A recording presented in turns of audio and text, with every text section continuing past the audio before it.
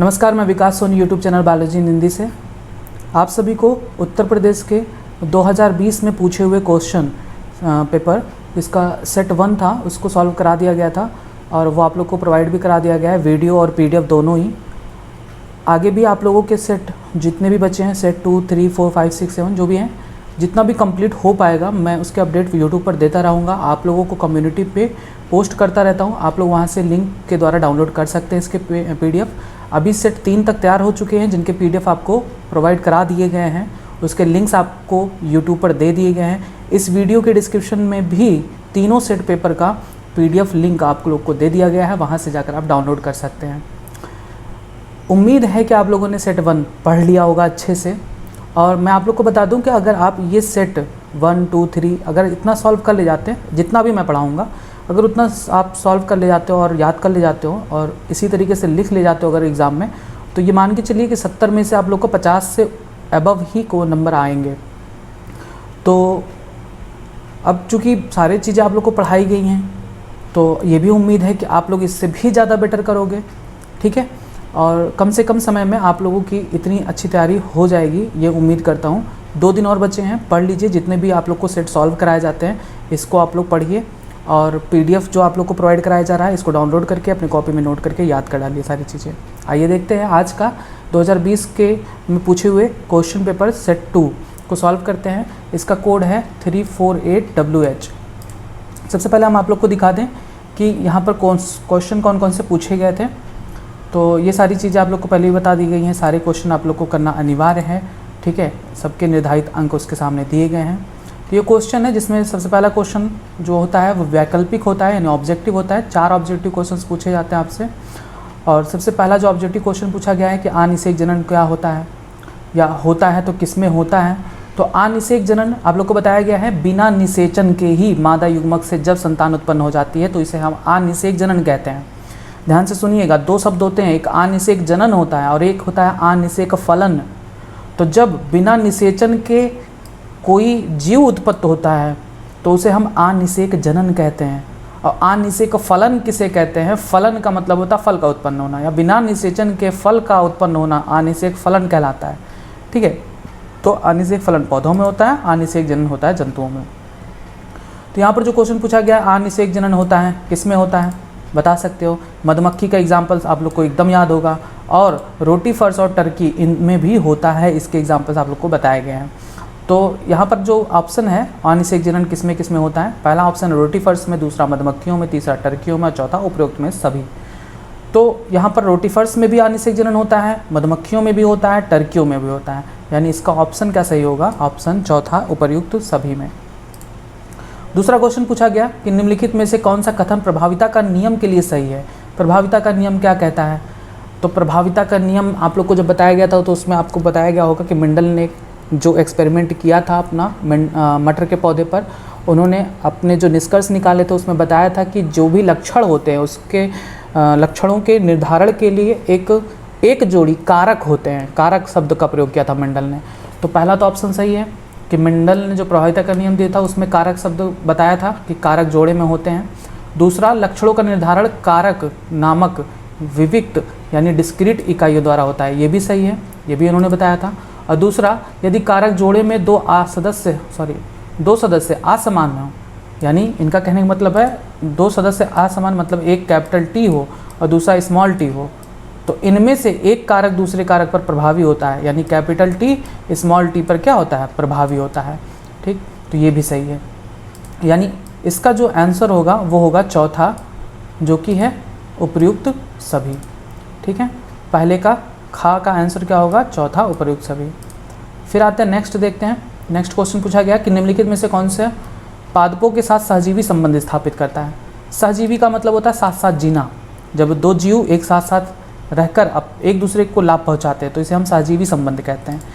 तो राइजोबियम, अभी आपको पिछले प्रीवियस वाले पेपर सेट में भी बताया गया था, राइजोबियम लेग्यूम पौधों यानी चना, मटर, इन सभी के जड़ों में पाए जाते हैं, तो वहाँ पर ये सहजीवी संबंध स्थापित करता है, यानी ये सही है। माइकोराइजा आपको बताया गया था, माइकोराइजा कवक जब उच्च पौधों की जड़ों में पाए जाते हैं तो इस सहसंबंध को माइकोराइजा कहते हैं। और वहाँ पर भी कवक और पौधे एक दूसरे को लाभ पहुँचाता है, यानी ये भी सहजीवी संबंध का उदाहरण है। नॉस्टॉक क्या होता है? नॉस्टॉक एक साइनोबैक्टीरिया होता है जो सहजीवी संबंध स्थापित नहीं करता, फ्री लिविंग होता है। इसलिए गा का जो आंसर होगा वो चौथा होगा। चौथे में देखिए लिखा है पहला और दूसरा दोनों, यानी सहजीवी संबंध का उदाहरण कौन कौन से हैं? राइजोबियम और माइकोराइजा, यानी इसका आंसर सही होगा चौथा। ठीक, नेक्स्ट क्वेश्चन आते हैं। कौन सा एंजाइम डीएनए को विशिष्ट जगह पर काटने के लिए जाना जाता है? देखिए यहाँ पर क्वेश्चन जो पूछा गया है, डीएनए को काटने का काम तो एक्सोन्यूक्लियस भी करता है, एंडोन्यूक्लियस भी करता है, लेकिन यहाँ पर पूछा गया विशिष्ट जगहों पर काटने के लिए, तो विशिष्ट जगहों पर काटने के लिए हम एंडोन्यूक्लियस का प्रयोग करते हैं। एक्सोन्यूक्लियस का प्रयोग हम डीएनए के सिरों को काटने के लिए प्रयोग करते हैं। तो यहाँ पर चूंकि ये क्वेश्चन पूछा नहीं गया है कि डीएनए के सिरों को काटने के लिए, यहाँ पर पूछा गया है डीएनए को विशिष्ट जगहों पर काटने के लिए, तो विशिष्ट जगहों पर काटने के लिए हम एंडोन्यूक्लियस का प्रयोग करते हैं। अगर यहीं पर पूछा गया होता कि डीएनए के सिरों को काटने के लिए, तब हम आप आंसर क्या देते हैं? एक्सोन्यूक्लियस। तो चूंकि विशिष्ट जगहों पर काटने के लिए पूछा गया है, तो इसका ऑप्शन क्या सही होगा? Endonuclease enzyme. ठीक है, यानी घा का आंसर होगा एंडोन्यूक्लियस। ठीक, बस ऑब्जेक्टिव सारे क्वेश्चंस हो गए। अब आते हैं दूसरे क्वेश्चन के अलग अलग पार्ट पे। तो यहाँ पर आप क्वेश्चन देख लीजिए। पहला पूछा गया है वृषण के दो प्रमुख कार्य, आधा आधा नंबर का। फिर साप्रभाविता क्या है, उपयुक्त उदाहरण सहित इसकी व्याख्या कीजिए। फिर मादा युग्मकोद्भिद के एक बीजाणु विकास से आप क्या समझते हैं। ऐसे सारे क्वेश्चन पूछे गए हैं, इनके सारे आंसर्स आपको नीचे दिए गए हैं। तो आइए सीधे चलते हैं इनके आंसर्स पे। तो आंसर आपके शुरू होते हैं। ऑब्जेक्टिव सारे आप लोग को करा दिए गए हैं, मैच कर लीजिएगा। नेक्स्ट जो दूसरा क्वेश्चन का पहला भाग पूछा गया था, वृषण के दो प्रमुख कार्य लिखिए। तो वृषण मेल में पाया जाता है, यानी नर में पाया जाता है। वृषण का दो प्रमुख कार्य क्या है? एक तो शुक्राणु का निर्माण करता है, स्पर्म फॉर्मेशन, और दूसरा ये एक नर हार्मोन एंड्रोजन भी रिलीज करता है। एंड्रोजन जिसे हम टेस्टोस्टेरोन भी कहते हैं, इसका भी श्रावण करता है वृषण। ठीक, तो दूसरे का जो का उत्तर होगा वो ये होगा कि वृषण का कार्य शुक्राणु का निर्माण व नर हार्मोन एंड्रोजन की उत्पत्ति करता है। ठीक, दूसरे का खा आता है सहप्रभाविता क्या है, उपयुक्त उदाहरण सहित इसकी व्याख्या कीजिए। सहप्रभाविता जिसे हम समप्रभाविता या कोडोमिनेंस कहते हैं। आपने पढ़ा है कि मेंडल के अगर आप नियम को देखें तो मेंडल का नियम क्या कहता है कि जब दो असमान एलील होते हैं तो उनमें से केवल एक ही अपना लक्षण प्रदर्शित करता है, दूसरा अपना लक्षण प्रदर्शित नहीं कर पाता। लेकिन ये जो प्रभाव है सहप्रभाविता, ये मेंडल के नियम का अपवाद है, मेंडल के नियम से विचलन है। तो सहप्रभाविता में क्या होता है कि इसमें दो जीन साथ साथ अपने लक्षण को प्रदर्शित करते हैं। समझ में आ रहा है? दो जीन साथ साथ अपने लक्षण प्रदर्शित करते हैं। जैसे मेंडल ने क्या कहा था कि जब दो एलील साथ में होते हैं तो उनमें से एक ही अपना लक्षण प्रदर्शित कर पाता, दूसरा वाला लक्षण प्रदर्शित नहीं कर पाता। लेकिन सहप्रभाविता में ऐसा नहीं होता। सहप्रभाविता में अगर दो एलील हैं, जैसे ह्यूमन ब्लड में जो हमारा ब्लड ग्रुप है ABO, AB और O, 4 प्रकार के ब्लड ग्रुप होते हैं। तो इन 4 प्रकार के ब्लड ग्रुप का निर्धारण कौन करता है? Gene capital I। Gene capital I के 3 एलील होते हैं, बताया गया था, IA, IB और स्मॉल I। ये मल्टीपल एलिलिज्म यानी मल्टीपल एलिलिज्म के एग्जाम्पल होता है, जिसमें एक जीन के 2 से अधिक एलील हो, यानी कैपिटल I के 3 एलील है, IA, IB और स्मॉल I। IA रिस्पॉन्सिबल होता है ब्लड ग्रुप A के लिए, B के लिए और I O के लिए। लेकिन जब दोनों IA और IB दोनों साथ में पाए जाते हैं तब इससे बनता है ब्लड ग्रुप AB। तो ये एक सहप्रभाविता का नियम है, यानी यह सहप्रभाविता प्रदर्शित करता है, यानी IA जीन भी अपना लक्षण प्रदर्शित करता है और IB भी अपना लक्षण साथ में प्रदर्शित करता है जब दोनों साथ में होते हैं। जैसे यहाँ पर कंडीशन दिया गया है कि किसी भी मानव रक्त में अगर एलील IA और IB दोनों पाए जाते हैं तब ये दोनों अपना लक्षण प्रदर्शित करते हैं। इसी प्रभाव को हम सहप्रभाविता कहते हैं। ठीक है, देखिए सहप्रभाविता क्या है कि F1 पीढ़ी के संकरों में अगर किसी जीन के दोनों युग्म विकल्पी या एलील समान रूप से साथ साथ अभिव्यक्त होते हैं तो इन युग्म विकल्पियों को सहप्रभावी एलील तथा इनकी वंशांगति को सहप्रभाविता कहते हैं। F2 पीढ़ी में संतानों का जीन प्रारूप और लक्षण प्रारूप दोनों एक ही होता है। कौन? 1:2:1। इसका उदाहरण है मानव रक्त वर्ग में एलील IA और IB सहप्रभावी कहलाते हैं क्योंकि दोनों लक्षण प्रारूप AB में अभिव्यक्त होते हैं। AB रक्त समूह की लाल रुधिर कोशिकाएं A और B दोनों प्रकार का प्रतिजन उत्पन्न करता है और दूसरे की अभिव्यक्ति को नहीं रोकता। ABO मानव रुधिर वर्ग में बहुविकल्पता यानी मल्टीपल एलिलिज्म तथा सहप्रभाविता दोनों प्रदर्शित करता है। ठीक है, अब थोड़ा और डिटेल अगर जानना है तो मैं आपको बता दूं कि ये जो 3 प्रकार के एलील हैं इनसे कुल 6 कॉम्बिनेशन बनता है। कौन कौन से? IA,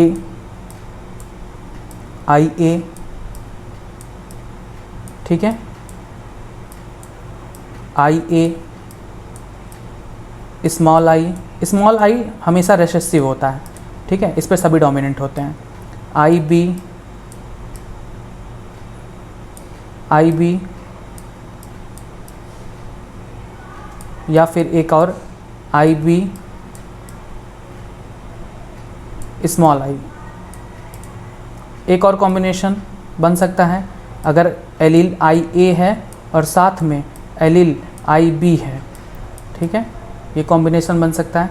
या फिर स्मॉल आई और स्मॉल आई है। देखिए IA और IA अगर किसी व्यक्ति में पाया जा रहा है या IA और स्मॉल आई पाया जा रहा है तो क्या होता है? ब्लड ग्रुप A बनता है। क्योंकि देखिए ब्लड ग्रुप किसके द्वारा निर्धारित होता है? ब्लड ग्रुप निर्धारित होता है प्रतिजनों के कारण। एंटीजन पाए जाते हैं जो कि इन्हीं जीन के द्वारा बनते हैं। अगर IA है तो IA A प्रतिजन को बनाता है, IB है B प्रतिजन को बनाता है और स्मॉल आई किसी प्रतिजन को नहीं बनाता। तो यहाँ पर IA और IA है अगर किसी व्यक्ति में, या कैपिटल IA स्मॉल आई है तो A ब्लड ग्रुप बनता है। अगर किसी व्यक्ति में IB या कैपिटल IB या स्मॉल IB साथ में है तो बनता है ब्लड ग्रुप B। और अगर किसी व्यक्ति में 2 एलील हैं IA और IB तब ब्लड ग्रुप बनता है AB, यानी उसके रुधिर में दोनों प्रतिजन A और B पाया जाता है। और स्मॉल आई अगर है किसी व्यक्ति में तो उसमें कोई प्रतिजन नहीं पाया जाता, उसका ब्लड ग्रुप बनता है O। ठीक, ये है मानव रक्त वर्ग कि किस प्रकार से मानव का 4 प्रकार का रक्त वर्ग निर्धारित होता है।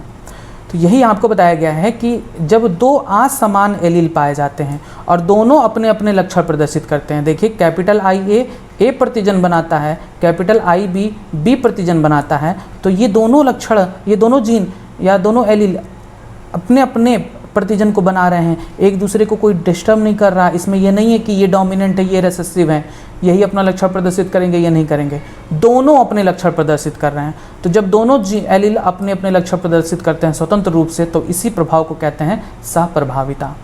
ठीक है, बस समझ में आ गया कि सहप्रभाविता क्या होता है? जब 2 एलील साथ साथ अपने लक्षणों को प्रदर्शित करते हैं बिना किसी को प्रभावित किए, तो इसी प्रकार के वंशांगति को हम सहप्रभाविता कहते हैं।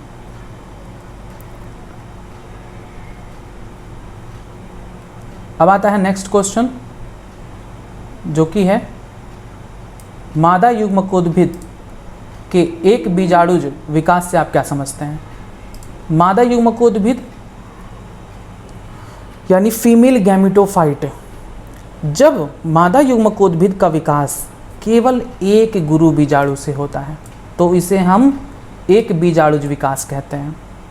गुरु बीजाणु जब विभाजित होती हैं तो गुरु बीजाणु जब बनता है तो जिस कोशिका से बनता है उसमें अर्धसूत्री विभाजन होती है, तो इससे 4 गुरु बीजाणु बनते हैं।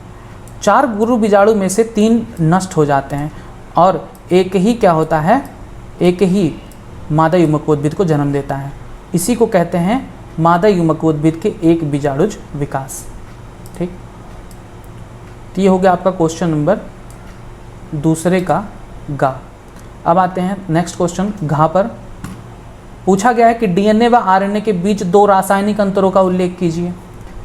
तो DNA, सबसे पहला अंतर DNA और RNA में क्या है कि इसमें जो शुगर पाया जाता है वो अलग अलग टाइप का पाया जाता है।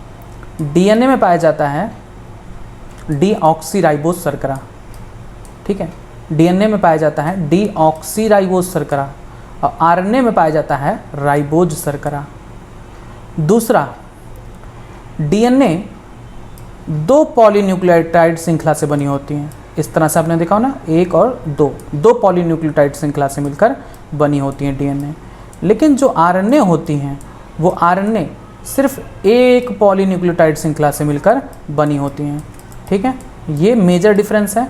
और भी बहुत सारे डिफरेंस है, जैसे डीएनए में एडेनिन, ग्वानिन, साइटोसिन, थाइमिन पाया जाता है, लेकिन आरएनए में एडेनिन, ग्वानिन, साइटोसिन, थाइमिन की जगह पर आरएनए में क्या पाया जाता है, यूरेसिल पाया जाता है। ये और एक और मेजर डिफरेंस होता है। ठीक है, 2 पूछे गए थे, 2 ही आपको बताने थे।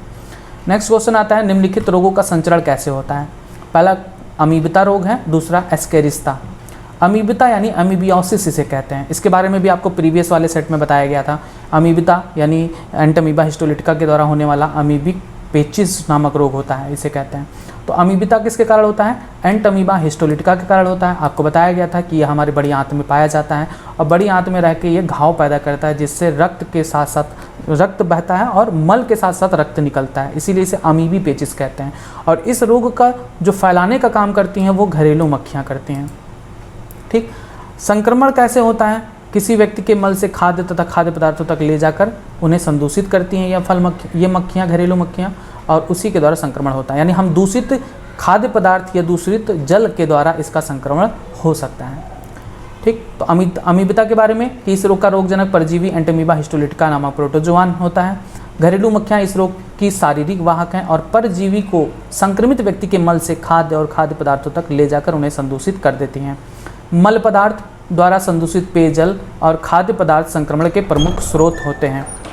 दूसरा क्वेश्चन है, एस्केरिस्ता क्या होती है। एस्केरिस्ता एक रोग है जो होता है एस्कैरिस लुम्ब्रिक्वाइड्स नामक गोल कृमि यानी राउंड वर्म से होता है।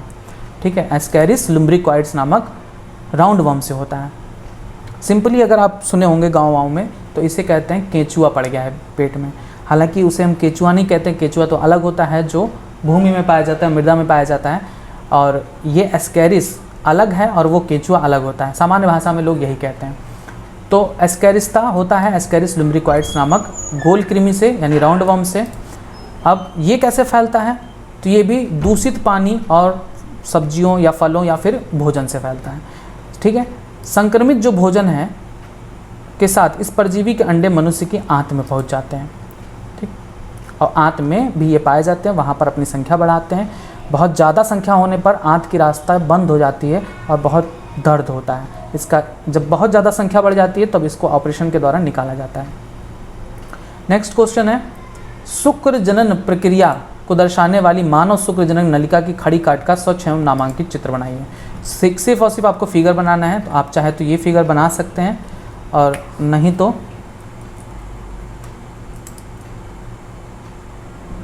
ये देखिए, ये फिगर आप बना सकते हैं। ये है हमारा वृषण। वृषण को काटा गया है और यहाँ पर दिखाया गया है। आपको बताया गया कि वृषण में 250 वृषणीय पिंडक पाए जाते हैं और प्रत्येक वृषणीय पिंडक में 1 से 3 सेमिनिफेरस नलिका पाई जाती है। सेमिनिफेरस नलिका है ये। इस सेमिनिफेरस के अंदर बहुत सारे कोशिकाएं पाए जाते हैं, जिसे मूल जनन कोशिका कहते हैं, प्रीमोर्डियल जर्म सेल कहते हैं। इस प्रीमोर्डियल जर्म सेल में समसूत्री विभाजन होता है और समसूत्री विभाजन से बनता है स्पर्मेटोगोनियम। स्पर्मेटोगोनियम में फिर समसूत्री विभाजन होता है जिससे बनता है प्राइमरी स्पर्मेटोसाइट। प्राइमरी स्पर्मेटोसाइट में अर्धसूत्री विभाजन प्रथम होता है जिससे 2 अगुणित द्वितीयक शुक्राणु कोशिका यानी सेकेंडरी स्पर्मेटोसाइट का निर्माण होता है। और फिर सेकेंडरी स्पर्मेटोसाइट में मियोसिस डिवीजन सेकेंड होता है जिससे 4 अगुणित स्पर्मेटिड्स यानी शुक्राणु परसू बनते हैं और फिर ये शुक्राणु परसू मैच्योर शुक्राणु में परिवर्तित हो जाते हैं। अब चूंकि याद रखेंगे कि शुक्र जनन होता क्या है, तो शुक्र जनन का मतलब होता है शुक्राणुओं का बनना। तो ये प्रक्रिया आपको बताई गई है इस फिगर के माध्यम से। आप ये फिगर बना सकते हैं और इस तरह से इसको ज़रूर दर्शाइएगा। ये वाला बहुत इम्पॉर्टेंट है, अगर आप ये बना देंगे तो बहुत अच्छा रहेगा। अगर ये नहीं बना पाते हैं तो इसकी जगह पर ये बना सकते हैं।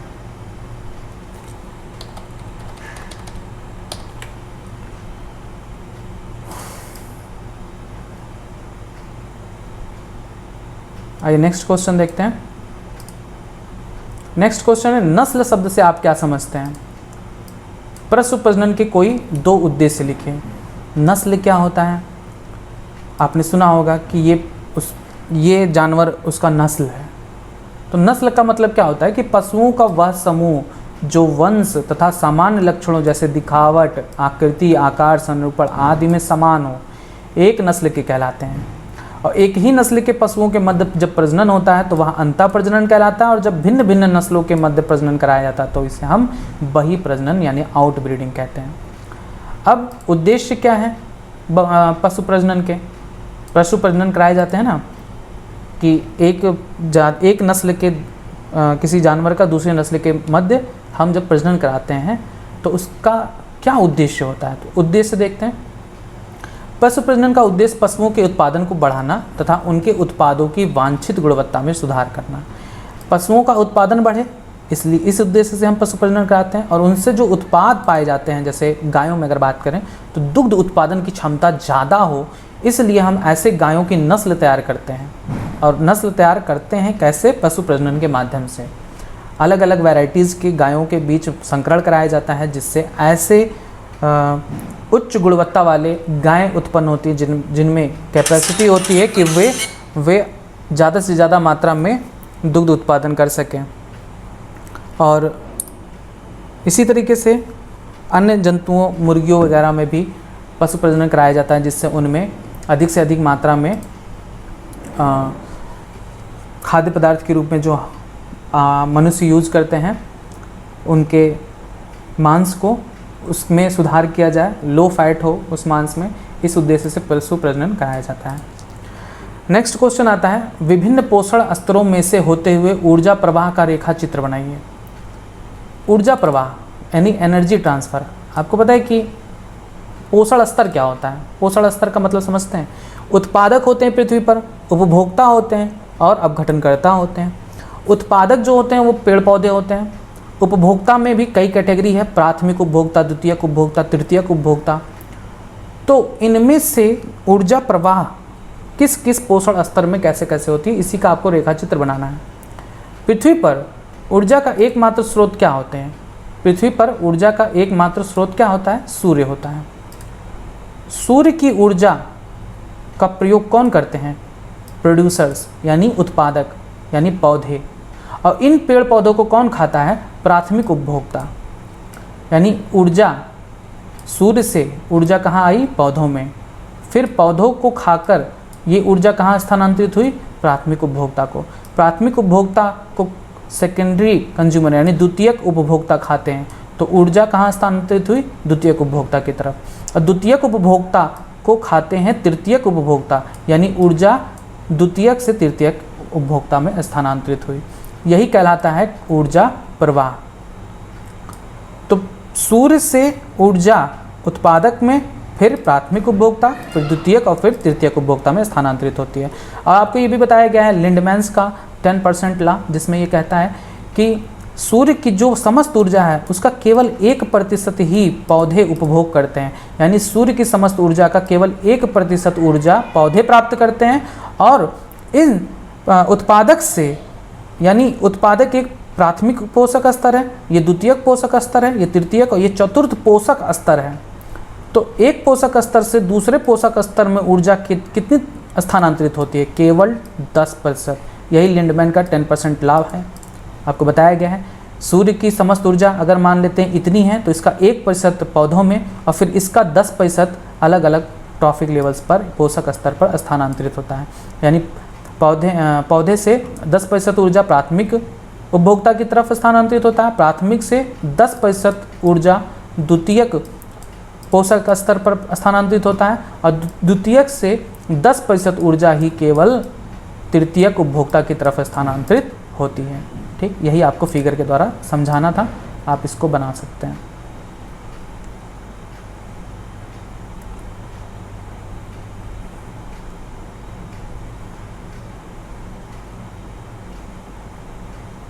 अब आता है नेक्स्ट क्वेश्चन, जो कि है पीले बीज वाले लंबे पौधे, जिसका आपको जीनोटाइप दिया गया है capital T small t capital Y small y, का संकरण हरे बीज वाले लंबे पौधों कैपिटल टी स्मॉल वाई से करने पर निम्नलिखित फिनोटाइप संततियों की किस अनुपात में आशा की जा सकती है। अनुपात पूछा गया आपसे।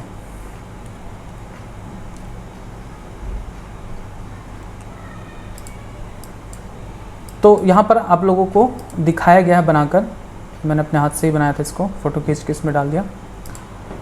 देखिए लंबा पौधा पीला बीज जिसका जीनोटाइप दिया गया है ये, लंबा पौधा हरा बीज जिसका जीनोटाइप ये दिया गया है। तो देखिए यहाँ पर विषम युग्मजता कितनी है, 2 है। कैपिटल टी और स्मॉल टी एक विषम युग्मजता होगी, कैपिटल वाई स्मॉल वाई एक विषम युग्मजता होगी, यानी 2 विषम युग्मजता है। और 2 विषम युग्मजता होने की वजह से इससे कुल 4 प्रकार के युग्मक बनते हैं। इसका फॉर्मूला आपको बताया गया है क्लासेस में। और यहाँ पर देखिए तो सिर्फ एक विषम युग्मजता है, ये सम युग्मजता है। तो जब एक विषम युग्मजता है तो केवल इससे एक विषम युग्मजता से केवल 2 प्रकार के युग्मक बनते हैं। ठीक है, देखिए कैपिटल टी स्मॉल वाई और स्मॉल टी स्मॉल वाई, सिर्फ 2 प्रकार के बनेंगे युग्मक। देखिए ये दोनों सेम है ना, तो प्रकार नहीं कहा जा सकता, प्रकार तो एक ही है। यानी देखिए कैपिटल टी स्मॉल वाई एक प्रकार हो गया, और capital T small Y small T small Y ये एक प्रकार हो गया। तो सिर्फ 2 प्रकार के युग्मक बनते हैं, लेकिन यहाँ पर 4 प्रकार के युग्मक बने। देखिए capital T small Y, small T capital Y, small T small Y, इनमें से कोई एक दूसरे के समान नहीं है, यानी ये 4 प्रकार के युग्मक बनते हैं, और यहाँ पर सिर्फ 2 प्रकार के युग्मक बने हैं। तो आप इसको शॉर्ट फॉर्म में इस तरह से भी बना सकते हो टेबल में। इसको आप फीमेल मान लो, इसको आप मेल मान लो, और मेल का गैमीट इधर रख दो, फीमेल का गैमीट इधर रख दो, और एक दूसरे का संकरण कराओ, और देखो रिजल्टेंट आपको यही प्राप्त होगा। ठीक है, तो यहाँ पर क्वेश्चन जो पूछा गया था कि लंबे और हरे पौधे का अनुपात क्या होगा और बौने एवं हरे पौधे का अनुपात क्या होगा। तो लंबे और हरे पौधे का जो अनुपात आएगा वो 3 अनुपात आएगा, और बौने व हरे का अनुपात आएगा 1 अनुपात आएगा। अब कुछ बच्चों ने सॉल्व किया इसको, और उन्होंने कहा भैया हमारा तो 6 आ रहा है, लंबा और हरे का अनुपात 6 आ रहा है, और बौने हरे का अनुपात आपका शायद ध्यान नहीं है 1 या 2 आ रहा था, हो सकता है 2 आएगा। तो ये भी सही है, और ये जो मैं बताया हूँ ये भी सही है, अंतर नहीं है बाबू। आप इसी को और बड़ा करके और चारों युग्मक रख दोगे तो बात तो वही है ना, रिजल्टेंट तो वही आएगा ना। अगर आप इसको भी यहाँ पर लिख दोगे तो 6 आ जाएगा, 3 की जगह पर 6 आ जाएगा, 1 की जगह पर 2 आ जाएगा। तो ये मैटर नहीं करता, पूछा ये गया है कि रेशियो क्या होना चाहिए। तो रेशियो 3:1 लिख सकते हैं, चाहे 6:2 लिख सकते हैं। अगर आप 3:1 लिखोगे तो भी बात वही है, और 6 और 2 लिखोगे तो भी बात तो वही है। अगर 6 में 2 का विभाजन कर दो और 2 में फिर 2 का विभाजन कर दो, अगर दोनों तरफ 2 का विभाजन कर दो तो रिजल्टेंट तो वही आएगा ना, 2×3 6 और 2×1 2, तो रिजल्टेंट 3:1 आएगा। ठीक, ये था इसका आंसर। अब जिसने इसकी प्रैक्टिस अच्छी से की होगी वही आप कर पाएगा, और चूँकि ये रटने वाला चीज़ तो है नहीं, ये तो प्रैक्टिस पे है। आपको भी पता है कि प्रैक्टिस मेक्स मैन परफेक्ट, और मैंने इसकी बहुत ज़बरदस्त प्रैक्टिस कराई है अपने क्लासेस में। नेक्स्ट क्वेश्चन आता है, जैव उर्वरक क्या है? किन्हीं 2 जीवाणुओं के नाम लिखे जो मृदा में वायुमंडलीय नाइट्रोजन स्थिर करते हैं। तो जैव उर्वरक क्या होता है? देखिए पहले जो रासायनिक उर्वरक का प्रयोग किया जाता था खेतों में, तो रासायनिक उर्वरक जैसे DDT हो गया, और बहुत सारे ऐसे रसायन जो उर्वरक का काम करते थे, उनका जब प्रयोग किया जाता है तो ये चूँकि अनिम्नीकरणीय होते हैं, नॉन बायोडिग्रेडेबल होते हैं, मृदा में पड़े रहते हैं और मृदा को दूषित करते हैं। जब वर्षा होती है तो वर्षा जल में घुलकर ये नदियों में जाकर नदी को भी दूषित करते हैं। तो रासायनिक उर्वरक हमारे लिए क्या है? हानिकारक होते हैं, पर्यावरण या प्रदूषण फैलाते हैं। तो इसके प्रयोग को कम करने के लिए हम इसके स्थान पर जैव उर्वरक का प्रयोग करते हैं। अब जैव मतलब होता है जीवित जीव, यानी ऐसे उर्वरक जिसमें जीवित जीव का प्रयोग किया जाए जैव उर्वरक कहलाते हैं। ठीक है, बैक्टीरिया, कवक, इन सभी का अगर हम प्रयोग करते हैं मृदा की उपजाऊ क्षमता को बढ़ाने के लिए तो इसी को हम कहते हैं जैव उर्वरक। ठीक, तो कृषि उत्पादन को बढ़ाने के लिए रासायनिक उर्वरकों का अनियंत्रित प्रयोग किया जा रहा है। रासायनिक उर्वरक मृदा प्रदूषण के साथ साथ पर्यावरण प्रदूषण का भी मुख्य कारक है। रासायनिक उर्वरकों के अनियंत्रित तथा अत्यधिक प्रयोग से विभिन्न स्वास्थ्य समस्याएं उत्पन्न हो गई हैं, जिसके कारण कार्बनिक खेती तथा जैविक उर्वरकों के प्रयोग पर दबाव बढ़ता जा रहा है। जैव उर्वरक एक प्रकार के जीव हैं, ठीक है। जैव उर्वरक क्या होते हैं? एक प्रकार के जीव होते हैं जो मृदा की पोषक गुणवत्ता को बढ़ा देते हैं। जैव उर्वरक कौन कौन हो सकते हैं? जीवाणु हो सकता है, कवक हो सकता है, या साइनोबैक्टीरिया हो सकते हैं। कौन कौन से जीवाणु होंगे, कौन कौन से कवक होंगे, आइए नीचे देखते हैं। साइनोबैक्टीरिया स्वपोषित साइनोबैक्टीरिया के बारे में यहाँ दिया गया है, और जीवाणु में आप राइजोबियम लिख सकते हो, और बहुत सारे कवक होते हैं, उनके नाम बहुत ज़्यादा ज़रूरी नहीं है। अब साइनोबैक्टीरिया के एग्जांपल आप लिख सकते हो। साइनोबैक्टीरिया स्वपोषित सूक्ष्म जीव हैं, ये भी बैक्टीरिया ही होते हैं, लेकिन चूंकि ग्रीन एल्गी होते हैं या अपना भोजन स्वयं बना सकते हैं, तो इसी नाते इसे हम साइनोबैक्टीरिया कहते हैं। ये जलीय तथा स्थलीय वायुमंडल में विस्तृत रूप से पाए जाते हैं। इनमें से अनेक साइनोबैक्टीरिया वायुमंडलीय नाइट्रोजन का स्थिरीकरण करते हैं, जैसे एनाबिना, नॉस्टॉक, ऑसिलेटोरिया आदि। ये बहुत इंपॉर्टेंट है एनाबिना, नॉस्टॉक और ऑसिलेटोरिया, क्योंकि ये नाइट्रोजन का फिक्सेशन करते हैं। तो ऐसे भी क्वेश्चन पूछा जा सकता है कि नाइट्रोजन फिक्स करने वाले यानी नाइट्रोजन का स्थिरीकरण करने वाले साइनोबैक्टीरिया के नाम बताइए। तो एनाबिना, नॉस्टॉक और ऑसिलेटोरिया। धान के खेत में साइनोबैक्टीरिया महत्वपूर्ण भूमिका निभाते हैं। ये मृदा में कार्बनिक पदार्थ बढ़ा देते हैं, जिससे इसकी उर्वरता बढ़ जाती है। नेक्स्ट क्वेश्चन आता है, विपुंसन से क्या तात्पर्य है? एक पादप प्रजनक कब और क्यों इस तकनीक का प्रयोग करता है? विपुंसन मैंने आपको बताया था क्या होता है। एक पुष्प है, पुष्प के 4 भाग होते हैं, कौन कौन से? दल, वाह्यदल, पुमंग और स्त्री केसर। तो ये है पुमंग, ये है पुमंग और ये है स्त्री केसर। तो पुमंग को काट कर अलग कर देना, इसी पुमंग को काट कर अलग कर देना, यानी पुंकेसर को काट कर अलग कर देना ही क्या कहलाता है? विपुंसन कहलाता है। इसका ये क्यों किया जाता है? ये जब हम संकरण कराते हैं 2 भिन्न पुष्पों के मध्य, तब हम ये प्रक्रिया कराते हैं, ठीक है। तो विपुंसन क्या है? एक द्विलिंगी पुष्प की कली अवस्था में परागकोश को काट कर अलग करने की प्रक्रिया विपुंसन कहलाती है। यह कृत्रिम परागण की एक तकनीक है तथा इसके प्रयोग पादप प्रजनक मतलब वैज्ञानिक जो ऐसा प्रयोग करते हैं, पादप प्रजनक वैज्ञानिक को बोला गया है, द्वारा आर्थिक महत्व के पौधों की अच्छी नस्ल बनाने में किया जाता है। विपुंसन द्वारा यह सुनिश्चित किया जाता है कि ऐच्छिक वर्तिकाग्र युक्त पौधों पर ही परागण हो। नेक्स्ट क्वेश्चन पूछा गया कि निम्नलिखित शब्दों को उपयुक्त उदाहरण सहित समझाइए। संकर ओज क्या होता है और अपूर्ण प्रभाविता क्या है?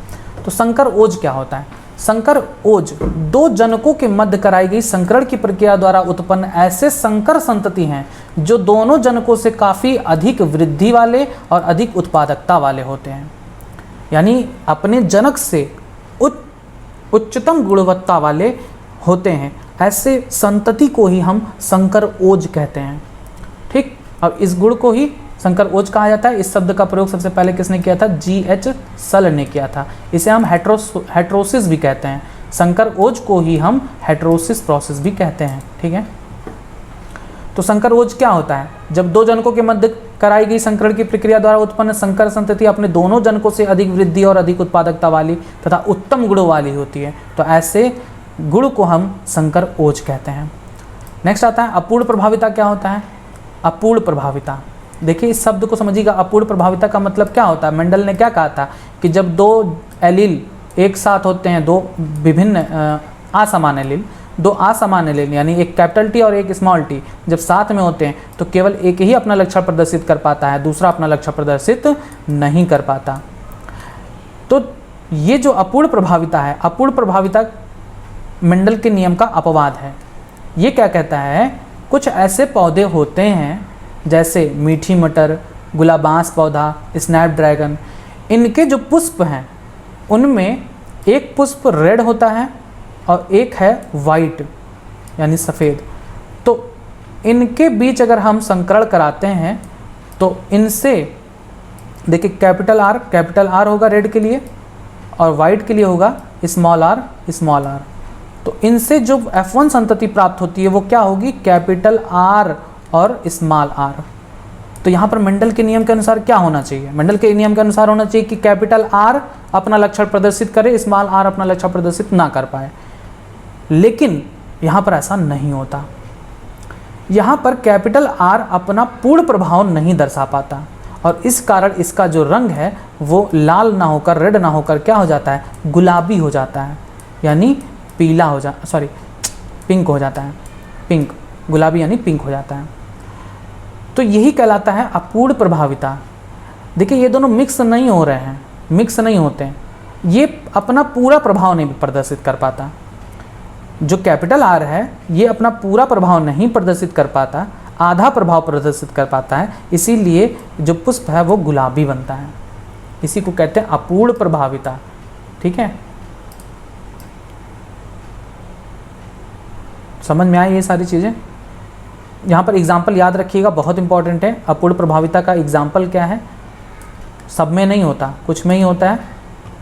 अब देखिए, जब किसी जीन के दोनों विषम युग्मजीयों में उत्पन्न लक्षण प्रारूप उस जीन के दोनों विकल्पियों के लिए सम युग्मजीयों में उत्पन्न लक्षण प्रारूपों का मध्यवर्ती होता है तो इस दशा को अपूर्ण प्रभाविता तथा ऐसे विकल्पी को अपूर्ण प्रभावी कहते हैं। अर्थात जब प्रभावी तथा अप्रभावी दोनों एलील एक साथ हों, यानी कैपिटल आर और स्मॉल आर दोनों एक साथ हों, तब एक नया फिनोटाइप बनता है जो प्रभावी और अप्रभावी के मध्य का होता है, यानी लाल और सफ़ेद के मध्य गुलाबी रंग का होता है। ठीक है, अपूर्ण प्रभाविता मेंडल के प्रभाविता के नियम का अपवाद है। इसे निम्न उदाहरणों द्वारा समझा जा सकता है। उदाहरण कौन कौन से हैं, मीठी मटर जिसका साइंटिफिक नेम है लेथाइरस ओडोरेटस, गुलाबांस पौधा जिसे मिराबिलिस जलापा या 4 o'clock प्लांट कहते हैं, और तीसरा एग्जाम्पल है स्नैपड्रैगन जिसे एंटीराइनम मैजस कहते हैं। इनमें भी लाल पुष्पों वाली कैपिटल आर तथा सफ़ेद पुष्पों स्मॉल आर वाली उपजातियों के संकरण द्वारा F1 पीढ़ी में गुलाबी पुष्पों वाले पौधे प्राप्त होते हैं और इनमें स्वपरागण कराने पर F2 पीढ़ी में लाल, गुलाबी व श्वेत पुष्पों का 1:1 अनुपात प्राप्त होता है। F2 पीढ़ी में F1 में सारे गुलाबी पौधे उत्पन्न होते हैं।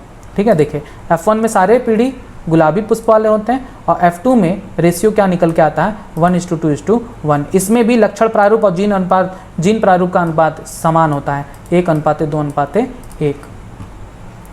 शुद्ध सफ़ेद व शुद्ध लाल से गुलाबी रंग के संकर पुष्प उत्पन्न होते हैं। इसके विपरीत होमोजाइगस विकल्पी कैपिटल आर व स्मॉल आर क्रमशः लाल व सफ़ेद रंग के पुष्पों को प्रदर्शित करते हैं। इसमें F2 पीढ़ी का लक्षण प्रारूपी अनुपात 1:2:1 उसी प्रकार से है जैसा कि जीन प्रारूपी अनुपात 1:2:1। ठीक, इससे स्पष्ट है कि लाल एवं सफ़ेद एलीलों का मिश्रण नहीं होता, ये दोनों एलील एक दूसरे में मिक्स नहीं होते हैं, अपितु यह प्रभाव F1 पीढ़ी में लाल रंग के आंशिक या अपूर्ण प्रभाविता के कारण होता है। जो लाल रंग का जीन है ना कैपिटल आर, इसके अपूर्ण प्रभाव के कारण होता है। बस नेक्स्ट क्वेश्चन आता है, ये आपका फिगर है, आप बना सकते हैं, दिखाया गया है कि लाल पुष्प का कैपिटल आर स्मॉल आर के साथ जब हम क्रॉस कराते हैं तो F1 जो संतति होती है वो सारी की सारी गुलाबी पैदा होती हैं और इसमें जब हम इनके बीच सल्फिंग कराते हैं तब इसमें हमें ये अनुपात प्राप्त होता है, 1 लाल 2 गुलाबी 1 सफ़ेद। ठीक, मेंडल के नियम के अनुसार ऐसा नहीं होना चाहिए था, 3:1 का रेशियो आना चाहिए था। नेक्स्ट आता है क्वेश्चन, मधुमक्खी पालन से आप क्या समझते हैं, हमारे जीवन में इसका महत्व क्या है। मधुमक्खी पालन सिंपल, मधुमक्खियों को पालना किसके लिए, उनसे प्राप्त होने वाले प्रोडक्ट मधु और मोम, शहद और मोम के प्राप्त करने के लिए मधुमक्खियों को पालना मधुमक्खी पालन कहलाता है। मधुमक्खी की 2 प्रजातियां प्रमुख रूप से हमारे भारत में पाई जाती हैं और उन्हीं का पालन किया जाता है, जैसे एपिस इंडिका है और दूसरा एपिस मेलिफेरा है। मधुमक्खी में उच्च कोटि का श्रम विभाजन देखा जा सकता है। अब आपको पता है कि एक छत्ते में 3 प्रकार के 3 श्रेणियाँ होती हैं मधुमक्खी की। एक बड़ी रानी मक्खी होती है, बहुत सारे नर मक्खी होते हैं जिसे हम ड्रोन कहते हैं, और बहुत सारे छोटी श्रमिक मक्खियाँ होती हैं। रानी मक्खी द्वारा जो अंडे दिए जाते हैं वो 2 प्रकार के होते हैं। एक निषेचित अंडे होते हैं, निषेचित अंडे से जो अनिषेचित अंडे। अब देखिए मधुमक्खी में अभी आपको पहले ही बताया गया था अनिषेक जनन होता है, यानी इस मधुमक्खी में रानी मधुमक्खी के पास ऐसा सुपर पावर है कि वो बिना निषेचन किए अपने अंडे से नया संतान उत्पन्न कर सकती है। तो जब अनिषेचित अंडे से संतान उत्पन्न होता है तो उससे उत्पन्न होने वाले संतान को हम ड्रोन कहते हैं। ठीक है, और जब बिना निषेचन के अंडे से संतान उत्पन्न हो जाए तो इस प्रक्रिया को अनिषेक जनन कहते हैं। यानी रानी मक्खी द्वारा 2 अंडे दिए जाते हैं, एक अनिषेचित अंडे से अनिषेक जनन द्वारा नर ड्रोन उत्पन्न होते हैं जो गुणसूत्रों में आगुणित होते हैं। अब चूंकि इस आगुणित अंडे से विकसित हुए हैं ना, तो नर क्या होंगे, आगुणित होंगे। देखिए मधुमक्खी में कुल गुणसूत्र की संख्या पाई जाती है 32, लेकिन जो नर हैं, चूंकि नर आगुणित होते हैं तो इसमें गुणसूत्रों की संख्या कितनी पाई जाएगी? 16 आगुणित होते हैं। अब इनसे जो उत्पन्न होता है शुक्राणु या नर युग्मक, उसमें अर्धसूत्री विभाजन नहीं होता, ठीक है, ये होता है 2n। यानी अगर आप देखें तो जो 3 प्रकार की मधुमक्खियां हैं ना, ये रानी, ड्रोन और श्रमिक, तो रानी में 32 गुणसूत्र पाए जाते हैं, ड्रोन में 16 गुणसूत्र पाए जाते हैं और श्रमिक में भी 32 गुणसूत्र पाए जाते हैं, ठीक है, याद रख लीजिए।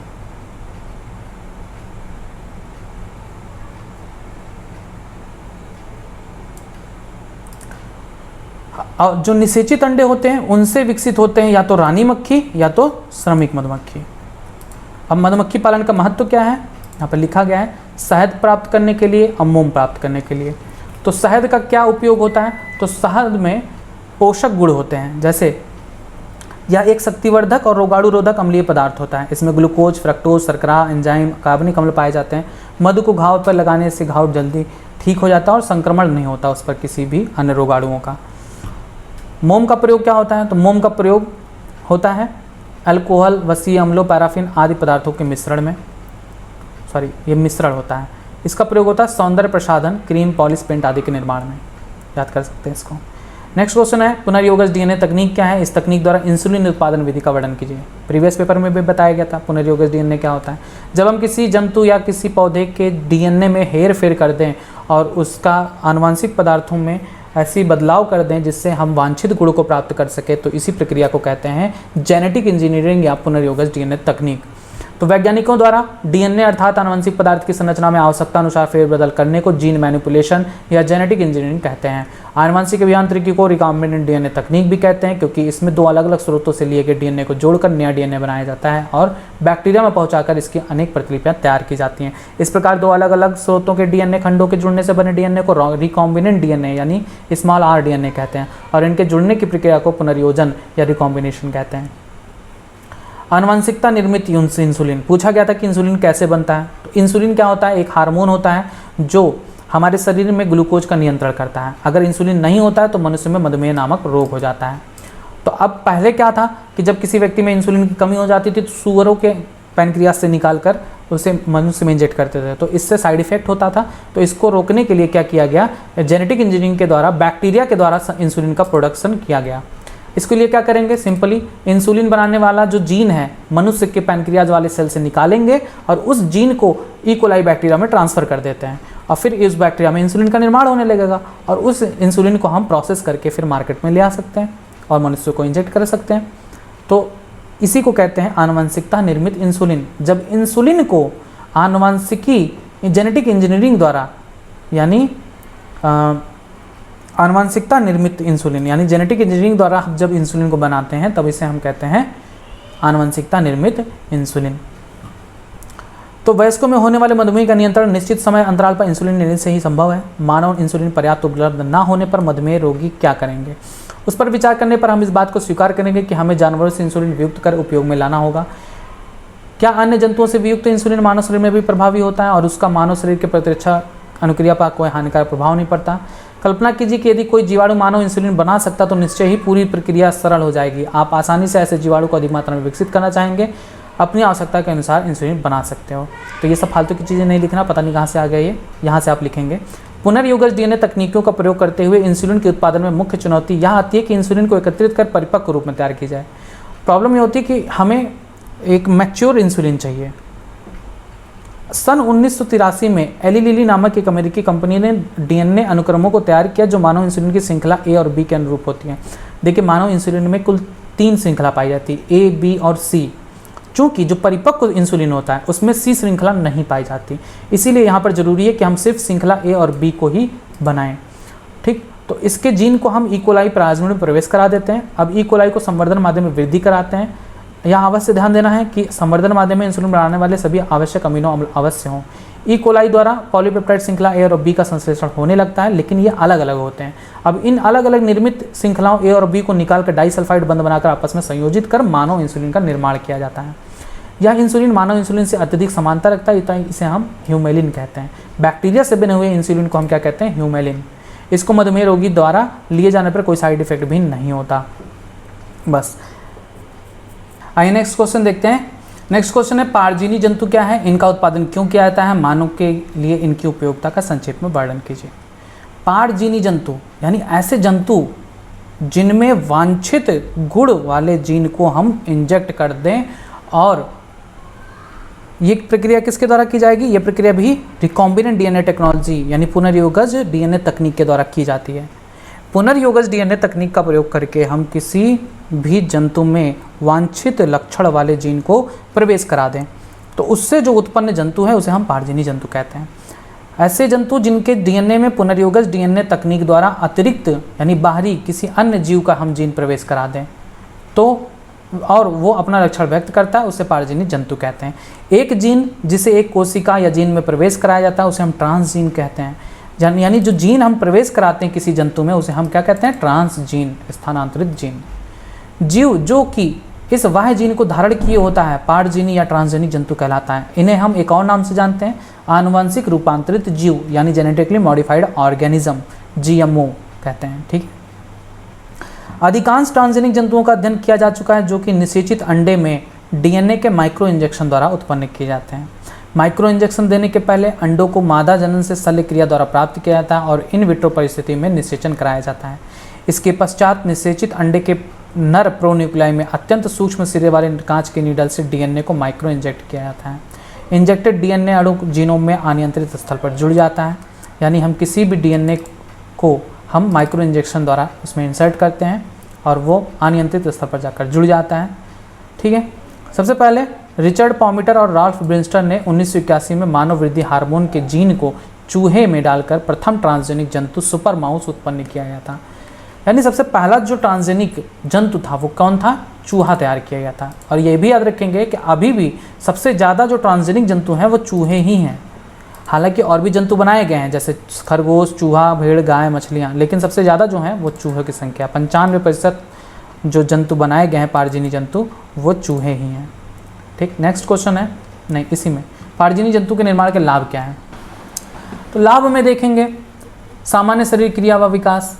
हम चाहते हैं कि कोई हम ऐसा जीन का प्रयोग करें जो किसी अन्य जंतु में जाकर उसके प्रभाव को प्रदर्शित करे। हम उसका अध्ययन करें कि उस जीन से उत्पन्न जो उत्पाद है उसके शरीर में वो क्या क्या लक्षण उत्पन्न कर सकता है उसके शरीर में। ठीक। तो जीनों का नियमन के अध्ययन के लिए पारजीनी जंतुओं का निर्माण किया जाता है। इनके विशिष्ट प्रकार से किए निर्माण से यह जाना जाता है कि जीन की शरीर की सामान्य क्रियाओं व विकास को कैसे प्रभावित करती है। ठीक। उदाहरण के लिए इन जंतुओं के निर्माण द्वारा वृद्धि के लिए उत्तरदायी विभिन्न जटिल कारकों जैसे इंसुलिन लाइक ग्रोथ फैक्टर की भूमिका का अध्ययन किया जाना। यानी इंसुलिन लाइक ग्रोथ फैक्टर जो होते हैं उनके जीन को हम किसी अन्य जंतु में ट्रांसफ़र करा दें और देखें कि उन जंतु में इसका क्या प्रभाव पड़ता है।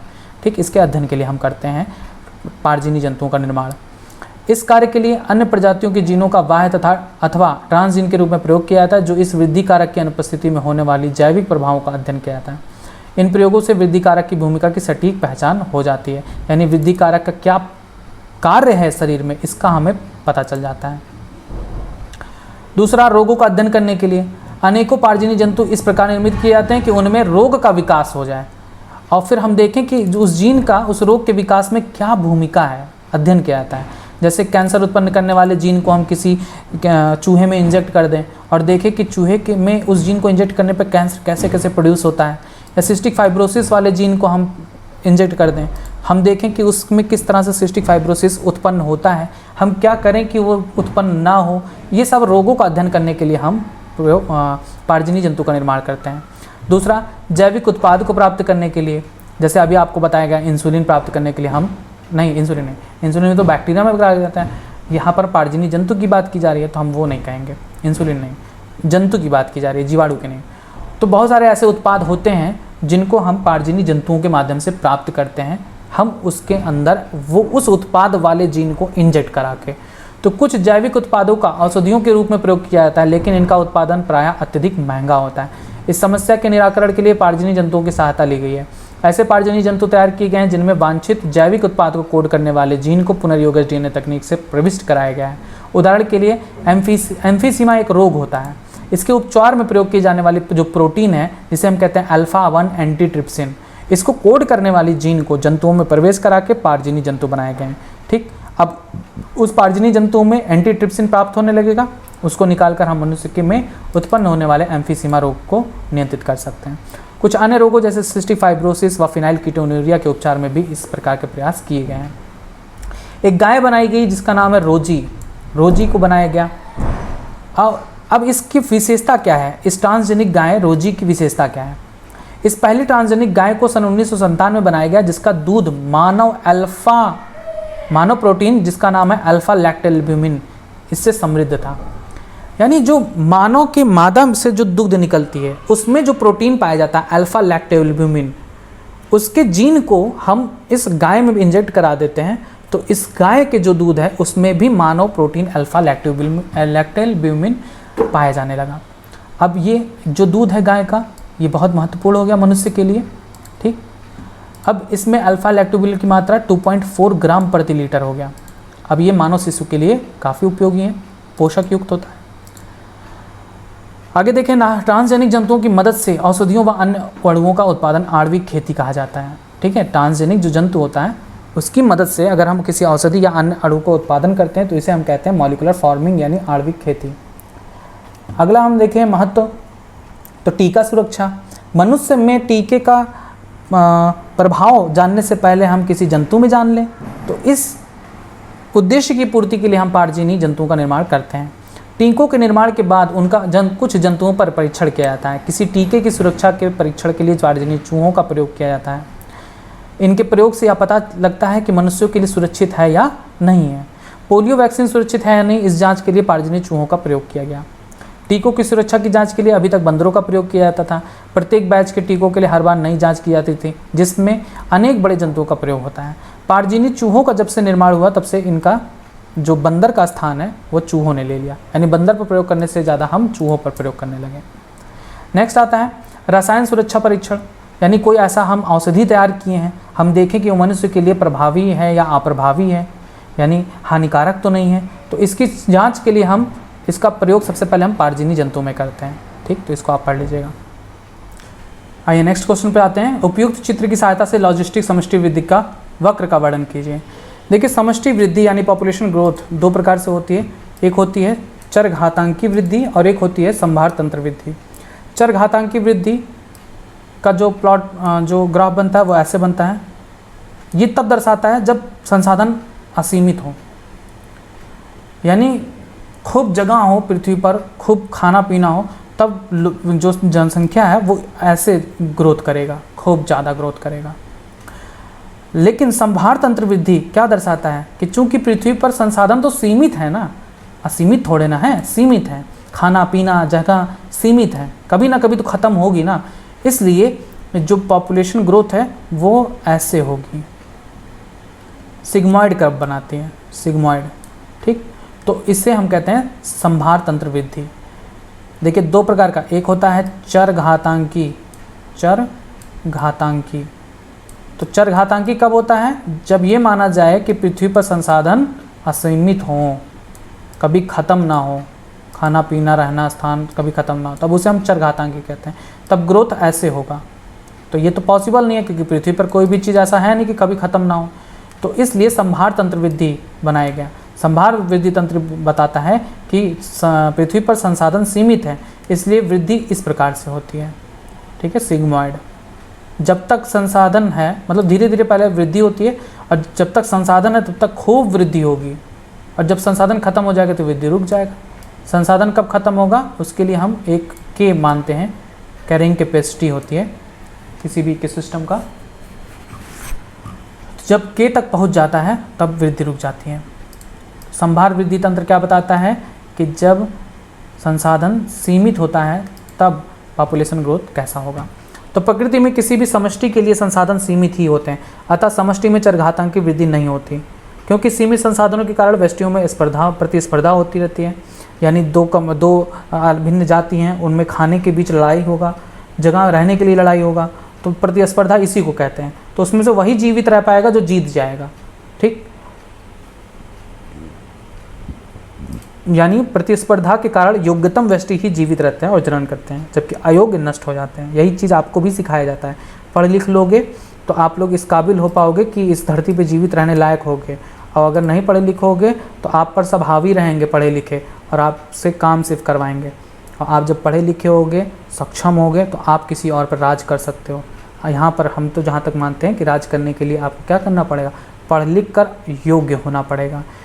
या तो किसी भी तरीके से योग्य हो जाओ, ठीक है। गलत तरीके से योग्य होगे तो कभी ना कभी गलत तरीके से ख़त्म भी हो जाओगे। अच्छे तरीके से योग्य होगे तो हमेशा के लिए बनोगे, ठीक है। अब मन में आ रहा होगा कि विकास दुबे तो बहुत धाकड़ था, तो विकास दुबे वाला एग्जाम्पल गलत तरीके का है, तुम वहाँ तक मत बनिएगा, अच्छे तरीके से जाइए। आगे देखते हैं। किसी भी प्राकृतिक आवास में अधिकतम संभव संख्या के पालन पोषण के लिए पर्याप्त संसाधन होते हैं और इससे आगे और वृद्धि संभव नहीं होती। यानी किसी भी इकोसिस्टम में एक पोषण क्षमता की एक उच्चतम सीमा होती है जिसे हम के कहते हैं। इससे आगे पोषण क्षमता नहीं है। तो जब पोषण क्षमता खत्म हो जाएगी तो वृद्धि भी रुक जाती है। तो यही जो आपका संभार वृद्धि तंत्र है उसमें ये बताया जाता है कि वृद्धि तब तक होती है जब तक संसाधन पाए जा रहे हैं, ठीक है। ये देखिए के तक, जैसे के आ गया यानी संसाधन खत्म हो गया, वृद्धि रुक जाती है। और ये इस प्रकार से क्या बनाती है, सिग्मॉइड कर्व बनाती है। इसका फॉर्मूला होता है, फॉर्मूला यहाँ पर मिट गया है चूँकि ये फिगर आ गया है बीच में। इसका फॉर्मूला होता है dN/dt is equal to RN bracket में K माइनस N/K, ठीक है। तो यहाँ पर आपको बताया गया है dN क्या है, समय t पर समष्टि घनत्व है, और R क्या है, प्राकृतिक वृद्धि की दर है, इंट्रिंसिक रेट है, और K क्या है, कैरिंग कैपेसिटी यानी पोषण क्षमता को दर्शाता है। अपने आप NCERT की बुक में भी देख सकते हैं, ये फार्मूला दिया गया है। और ये फिगर आपको बनाना होगा, ये इंपॉर्टेंट है, ठीक है। ये फिगर अधिकांश प्राणियों की जो समष्टि है उसमें वृद्धि के लिए संसाधन परिमित हैं यानी सीमित हैं, और ये शीघ्र सीमित हो जाते हैं। इसलिए लॉजिस्टिक समष्टि वृद्धि मॉडल को अधिक यथार्थपूर्ण माना जाता है, ठीक है। इसका आविष्कार विरहर्स्ट ने किया था, इसीलिए इसे हम विरहर्स्ट पर्ल लॉजिस्टिक ग्रोथ कर्व भी कहते हैं। नेक्स्ट क्वेश्चन है, अंटार्कटिका के ऊपर ओजोन छिद्र क्यों बनता है और पराबैंगनी विकिरण के बढ़ने से पौधों और जंतुओं पर किस प्रकार प्रभाव पड़ेंगे। देखिए अंटार्कटिका क्षेत्र पर ओजोन काहे इतना ज़्यादा बढ़ता, ओजोन छिद्र क्या होता है। तो देखिए पृथ्वी पर वायुमंडल है, वायुमंडल की अलग अलग परतें होती हैं, क्षोभ मंडल, समताप मंडल, मध्य मंडल, बहिर्मंडल।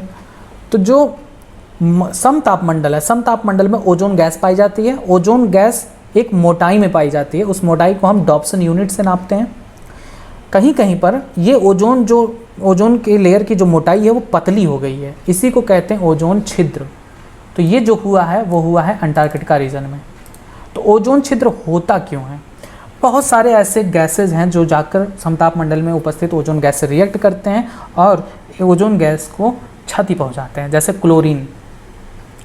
क्लोरीन आयन जो निकलता है वो CFC से निकलता है। पहले जो रेफ्रिजरेटर आते थे, AC आते थे, उनसे एक गैस निकलती थी जिसका नाम था क्लोरोफ्लोरोकार्बन। ये क्लोरोफ्लोरोकार्बन जाकर ओजोन गैस को नष्ट करता था, इसी कारण ओजोन छिद्र पतली हो जाती थी। तो यद्यपि समताप मंडल में ओजोन का अवक्षय मतलब नष्ट होना विस्तृत रूप से होता रहता है, लेकिन यह अवक्षय अंटार्कटिका क्षेत्र में विशेष रूप से अधिक होता है। और इससे प्रभाव क्या पड़ता है, देखिए ओजोन जो लेयर है वो सूर्य से आने वाली पराबैंगनी किरणों को, दो प्रकार की होती है पराबैंगनी किरणें, UV रेज, UVA और UVB। तो जो UVB रेज होती है, पराबैंगनी किरण B, ये खतरनाक होती है।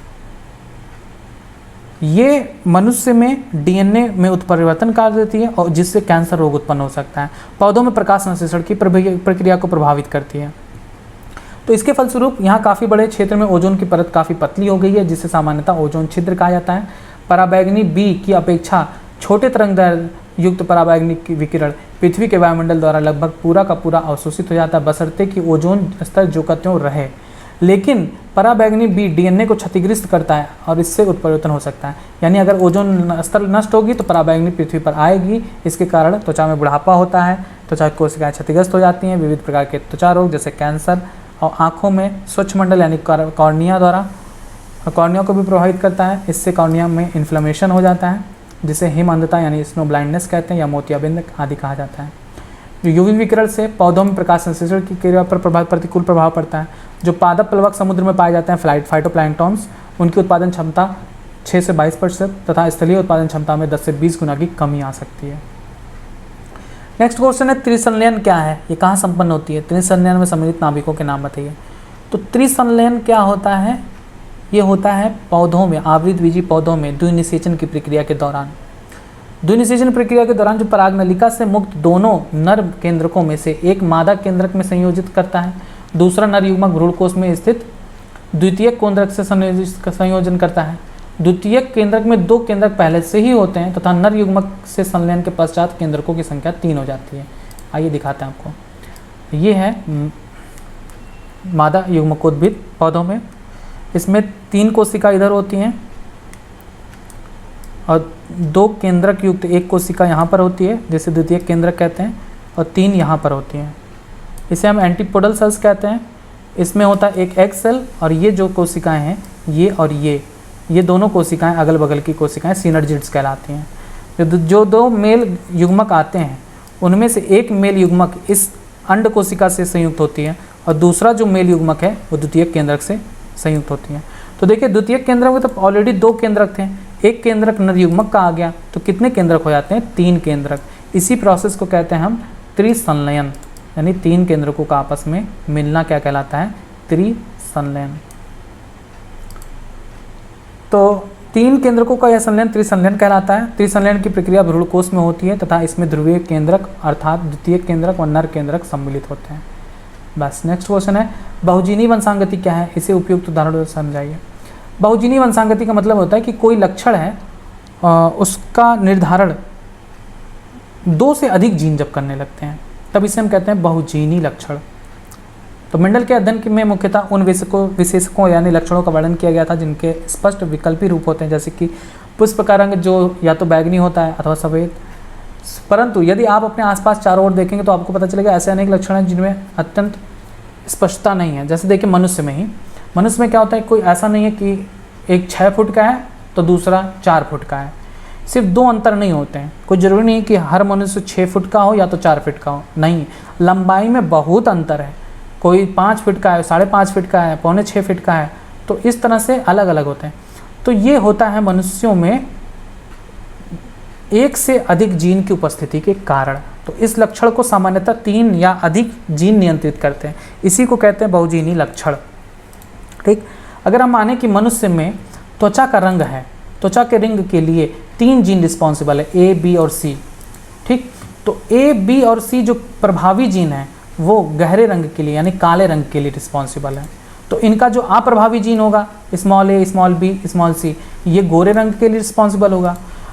अब कोई व्यक्ति है जिसमें capital A, capital B, capital C 3 gene प्रभावी पाए जा रहे हैं तो खूब काला होगा, गहरा रंग होगा। और कोई व्यक्ति है जिसमें तीनों अप्रभावी हैं, A, small b, small b, small c, तब उसका त्वचा का रंग क्या होगा? हल्का होगा यानी गोरा होगा।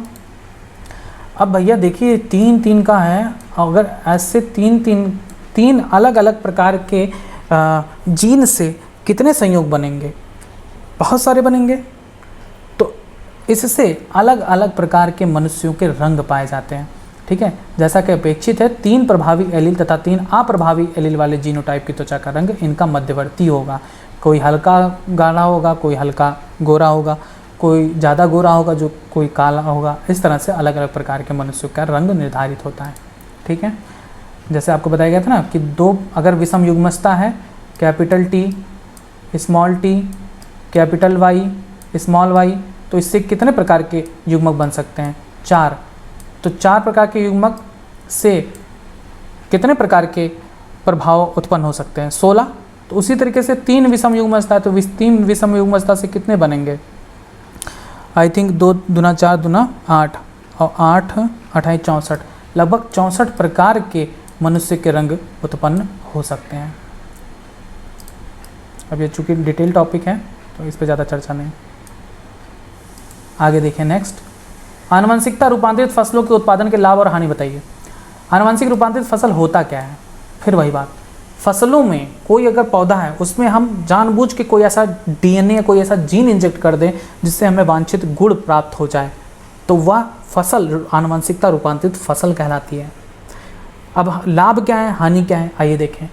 ऐसा देखिए, आनुवंशिक इंजीनियरिंग द्वारा फसली पौधों की आनुवंशिकी में फेरबदल करके अर्थात वांछित गुणों वाले जीन को प्रवेश कराकर उनकी ऐसी नई किस्मों को विकसित किया जा सकता है जिनमें वांछित गुण उपस्थित हों। ऐसे विजातीय जीन वाली फसलें आनुवंशिक रूपांतरित फसलें कहलाती हैं। लाभ क्या है, अजैविक प्रतिबलों के प्रति अधिक सहिष्णु हो, पीड़क प्रतिरोधी फसल उत्पन्न हो, यानी अजैविक प्रतिबल क्या है, मतलब सूखा, बाढ़, इन सबको झेल सकने में सक्षम हो। पीड़क प्रतिरोधी यानी किसी अन्य कीट मकोड़ों से बचे रह सकें। कटाई के पश्चात होने वाले नुकसान में कमी हो, पौधों द्वारा खनिज उपयोग क्षमता में वृद्धि हो, उच्च पोषक गुणवत्ता वाली फसल हो और औद्योगिक उत्पाद वाली फसल हो। हानियाँ क्या क्या हैं, तो हानियाँ देख लेते हैं। जीएम पौधों से पार्जीन जो घास फूस या जंगली पौधों में प्रवेश कराकर उन्हें सुपर वीड्स में बदल सकते हैं, और सुपर वीड्स का जो वृद्धि है वो अनियंत्रित होता है, इसे हम नियंत्रित नहीं कर सकते हैं। पार्जीनी द्वारा बने प्रोटीन विषाक्त भी हो सकते हैं, हो सकता है ये एलर्जी भी उत्पन्न करें। तो कीट इन पार्जीनी फसलों के प्रति प्रतिरोध विकसित कर सकते हैं। जैसे है ना, बीटी कॉटन बनाया गया, तो बीटी कॉटन बॉलवर्म को मार सकता है। हो सकता है धीरे धीरे कॉटन बॉल उस प्रभाव को सह सकने में सक्षम हो जाए, तब तो फिर वो अधिक शक्तिशाली हो जाएंगे बॉलवर्म। तो यानी कीट जो हैं इन पार्जिनी फसलों से प्रतिरोधकता विकसित कर सकते हैं, तब फसलों को उनसे बचाना असंभव हो जाएगा। मनुष्य एवं अन्य जीवों के स्वास्थ्य पर इनका दुष्प्रभाव पड़ सकता है। कीटों की मृत्यु से अन्य पौधों में परागण की प्रक्रिया प्रभावित हो सकती है। नेक्स्ट क्वेश्चन है, यदि एक समुद्री मछली को आलवर जल की जल जीवशाला में रखा जाए तो क्या वह मछली जीवित रह पाएगी, क्यों या क्यों नहीं? तो देखिए, समुद्री मछली है, समुद्र का जल कैसा होता है, लवणीय होता है, और लवणीय मतलब सॉल्ट कॉन्सेंट्रेशन ज़्यादा है। तो जब सॉल्ट कॉन्सेंट्रेशन ज़्यादा है तो ऑफकोर्स उस मछली के अंदर भी सॉल्ट कॉन्सेंट्रेशन ज़्यादा होगा। तो अब वो आलवर जल में अगर रख दें, यानी जिसमें सॉल्ट ना पाया जाए, मीठे जल में रख दें, तो मीठे जल में रखने पर क्या होगा, समुद्र की जो मछली है उसकी कोशिकाओं में जल प्रवेश कर जाएगा। आपको ये प्रोसेस बताया गया है। तो ऐसा होने पर समुद्र की जो मछली है वो समुद्री मछली फूल कर फट जाएगी, और ये होता है किसकी वजह से है, ऑस्मोसिस के कारण। आइए देखते हैं, लिखा है, यदि एक समुद्री मछली को मीठे पानी के एक्वेरियम में रखा जाता है तो मछली जीवित नहीं रह पाएगी, क्योंकि समुद्री मछलियां समुद्री वातावरण की उच्च नमक सांद्रता के अनुकूल होती हैं। समुद्री मछलियों में समुद्री जल की तुलना में अधिक परासरणीय सांद्रता होती है, जो समुद्री जल को प्रवेश करने से रोकती है। अब अगर इन समुद्री मछलियों को हम मीठे पानी में रख दें तो ऑस्मोसिस यानी परासरण के कारण पानी समुद्री मछली के शरीर के अंदर प्रवेश कर जाएगा, जिससे उसका शरीर फूल जाएगा और फूलने से उसकी मृत्यु हो जाती है। ठीक है, बस। नेक्स्ट आता है, एक स्थलीय पारिस्थितिक तंत्र में फास्फोरस चक्र के सरलीकृत मॉडल का चित्र द्वारा वर्णन कीजिए। वर्णन की आवश्यकता नहीं है, केवल चित्र आपको बनाना है। फास्फोरस चक्र बताना है ना, हाँ, फास्फोरस चक्र। फास्फोरस चक्र क्या है, देखिए मैंने बताया था चक्र क्या होता है कि वातावरण से कोई तत्व निकल कर अलग अलग पोषीय स्तरों तक पहुँचे और फिर वातावरण को वापस हो जाए, तो इसी को कहते हैं पोषण चक्र। तो फास्फोरस का जो नेचुरल रिजर्वायर है वो क्या है, चट्टान।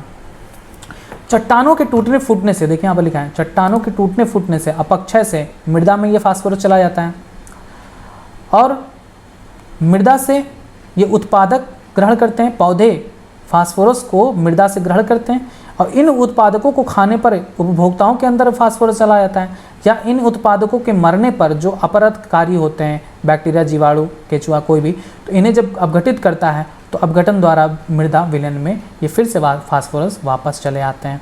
समझ में आया? यानी फास्फोरस चट्टान से निकला, मृदा में पहुंचा, और मृदा से फिर ये पौधों में गया, मृदा से ये पौधों में गया, और फिर पौधों से मनुष्य या अन्य जंतु में गया। जंतु के मरने या पौधों के मरने पर जो अपरदकारी हैं, अपघटन करता है, ये फिर से अपघटन करके इस फास्फोरस को मृदा में छोड़ देते हैं। ठीक, बस, इजी है। नेक्स्ट आता है क्वेश्चन, मनुष्य में मादा प्रजनन तंत्र का नामांकित चित्र की सहायता से वर्णन कीजिए। ये मादा प्रजनन तंत्र है, आप चाहे तो सिर्फ इतना ही बनाइएगा, इतना पार्ट पूरा मत बनाने लगिएगा, 3D फिगर है, बना नहीं पाओगे। मादा में प्रमुख मुख्य अंग कौन कौन से होते हैं, देखिए, 2 अंडाशय होता है, ओवरी, ये दर्शाना इंपॉर्टेंट है। 2 फैलोपियन ट्यूब होता है, ये दर्शाना इंपॉर्टेंट है। 1 गर्भाशय होता है, ये पूरा यूटेरस रीजन, ये बताना है आपको। सर्विक्स रीजन होता है, और ये वेजाइना रीजन होता है। 3 स्तर होते हैं, एंडोमेट्रियम, मायोमेट्रियम, और एक और होता है एंडोमेट्रियम, मायोमेट्रियम, पेरीमेट्रियम। ठीक है, सबसे बाहरी स्तर होता है पेरीमेट्रियम, लिख सकते हैं यहाँ पर पेरीमेट्रियम। ठीक है, तो फिगर है, आपको बनाना है, इसकी प्रैक्टिस कर लीजिएगा, इंपॉर्टेंट है, कुछ भी नहीं है, 2-4 बार प्रैक्टिस करोगे फिगर की अपने आप आ जाता है। फिगर से डरा मत करिए। और फिर वर्णन करना है थोड़ा सा, तो लिख दीजिएगा मादा जनन तंत्र में क्या क्या चीज़ें पाई जाती हैं। एक जोड़ी अंडाशय पाया जाता है, एक जोड़ी अंडवाहिनी पाई जाती है, एक गर्भाशय गिरिवा और एक योनि पाई जाती है। वायु जननेंद्रियाँ होती हैं, एक जोड़ी स्तन ग्रंथियाँ होती हैं, एक जोड़ी बार्थलिन ग्रंथियाँ होती हैं, और जो भी सारी चीज़ें यहाँ पर लिखी गई हैं। नेक्स्ट क्वेश्चन आता है कि आवृत बीज पौधों में निषेचन क्रिया का वर्णन कीजिए। चित्र के द्वारा हम समझा दे रहे हैं, आप आगे पढ़ लीजिएगा।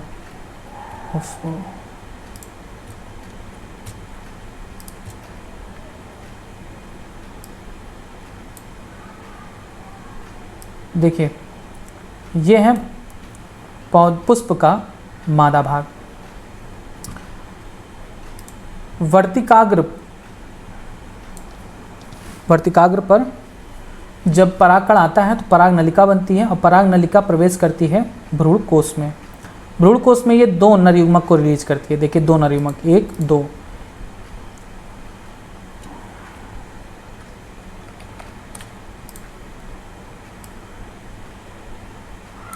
ये जो 2 नर युग्मक हैं, एक नर युग्मक इस मादा युग्मक के साथ फ्यूज करता है। देखिए ये नर युग्मक है, ये मादा युग्मक है, इसके साथ फ्यूज करता है, जाइगोट बनाता है। और एक जो नर युग्मक है ये इसके द्वितीयक कोशिका के साथ, द्वितीयक केंद्र के साथ फ्यूज करता है। इससे एंडोस्पर्म यानी भ्रूणपोष बनता है, 3N। बस सिंपल है, यही कहलाता है आपका द्विनिषेचन। 2 बार निषेचन होता है, इसलिए इसे हम द्विनिषेचन कहते हैं, डबल फर्टिलाइजेशन।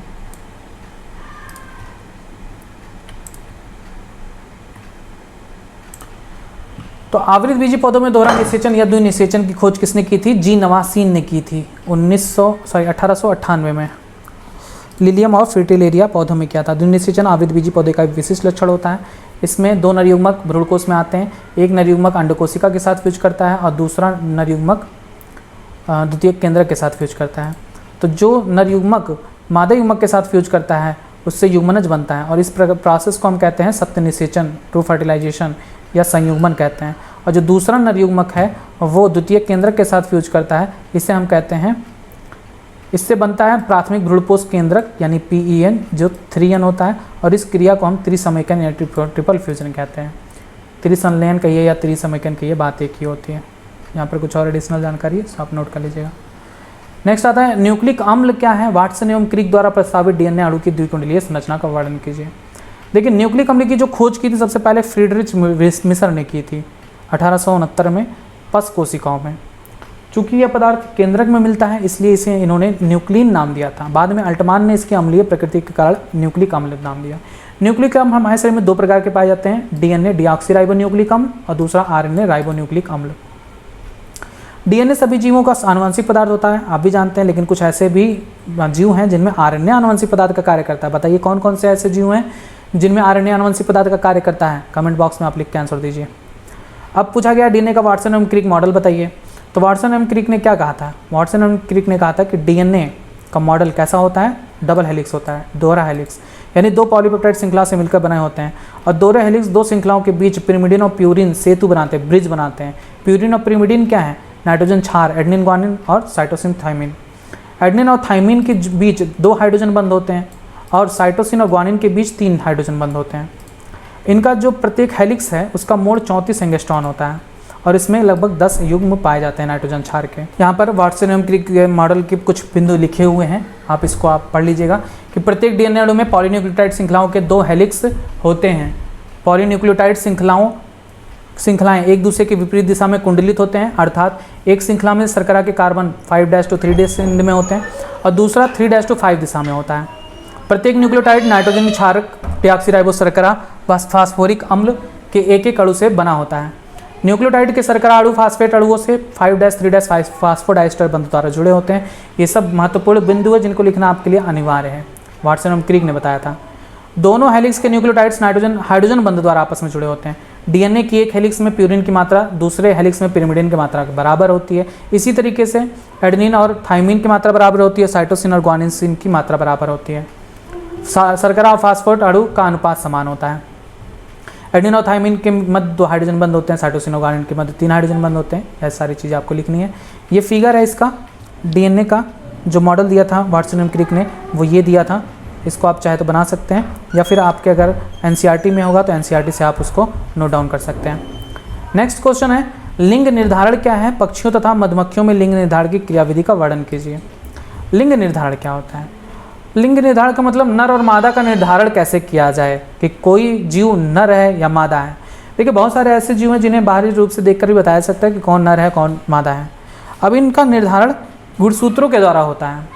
बहुत सारे ऐसे जीव हैं जिनमें गुणसूत्रों के द्वारा नर और मादा का जननांग निर्धारण होता है कि कौन नर बनेगा कौन मादा बनेगा। तो देखिए केवल कुछ निम्न श्रेणी के प्राणियों के अतिरिक्त सभी प्राणियों में नर तथा मादा जननांग अलग अलग पाए जाते हैं। कुछ प्राणी समूहों में नर व मादा प्राणियों को बाहर से देखकर पहचाना जा सकता है। जीवों में लिंग भी एक मेंडेलियन लक्षण की भांति वंशांगत होता है। एक जोड़ी गुणसूत्र लिंग का निर्धारण करते हैं। इसे लिंग निर्धारण या गुणसूत्री सिद्धांत कहते हैं। मैंने बताया था मनुष्यों या हो या कोई अन्य जंतु हो, उसमें 2 प्रकार के गुणसूत्र पाए जाते हैं, यहाँ पर दिया गया है। एक होता है कायिक गुणसूत्र जो शरीर का निर्माण करता है कि शरीर कैसा बनेगा, और दूसरा होता है लिंग गुणसूत्र जो लिंग निर्धारण करता है कि नर होगा या मादा होगा। तो बहुत से ऐसे जंतु हैं जिनमें एक्स गुणसूत्र और वाई गुणसूत्र पाया जाता है, और ये भी बताया मनुष्य एक उदाहरण है। मनुष्य में मादा में एक्स गुणसूत्र पाई जाती है और नर में एक्स वाई गुणसूत्र पाया जाता है। मनुष्य में अगर आप देखें तो 46 गुणसूत्र पाए जाते हैं टोटल। 46 में से कायिक गुणसूत्र की संख्या कितनी होती है? 44। और लिंग गुणसूत्र की संख्या कितनी होती है? 2। ये 2 गुणसूत्र कौन है? एक एक्स है और एक वाई है। अब तो मनुष्य में भी 2 गुणसूत्र पाए जाएंगे लिंग गुणसूत्र। तो अगर आप मादा में देखें तो मादा में 2 लिंग गुणसूत्र कौन से होते हैं? एक्स होते हैं, और नर में होते हैं एक एक्स और एक वाई। तो चूंकि यहाँ पर मनुष्य का पूछा नहीं गया है, पूछा गया है पक्षी का और मधुमक्खी का। तो आइए पक्षी में देखते हैं। तो पक्षियों में 2 प्रकार के गुणसूत्र पाए जाते हैं जो थोड़े उल्टे होते हैं मनुष्य के टाइप से। देखिए पक्षियों में WZ और ZZ प्रकार का लिंग निर्धारण पाया जाता है। अब इसमें देखिए क्या होता है, इसमें जो नर होते हैं उसमें दोनों गुणसूत्र समान होते हैं ZZ। मनुष्य में क्या होता था? असमान। मनुष्य में दोनों गुणसूत्र अलग अलग होते हैं, एक्स और वाई होता है। लेकिन यहाँ पर पक्षी में देखिए उल्टा होता है। पक्षी में नर में दोनों समान होते हैं और मादा में दोनों असमान होते हैं। देखिए याद रखिए पक्षी के जो नर है, पक्षी के नर में जो लिंग गुणसूत्र है वो समान होता है ZZ, और इनकी मादा जो होती हैं वो असमान गुणसूत्र वाली होती हैं Z और W। तो अब बताइए इनमें जो संतान का लिंग है वो किसके द्वारा निर्धारित होगा? मादा के द्वारा। ठीक है, क्योंकि मादा 2 प्रकार के युग्मक बनाएगी।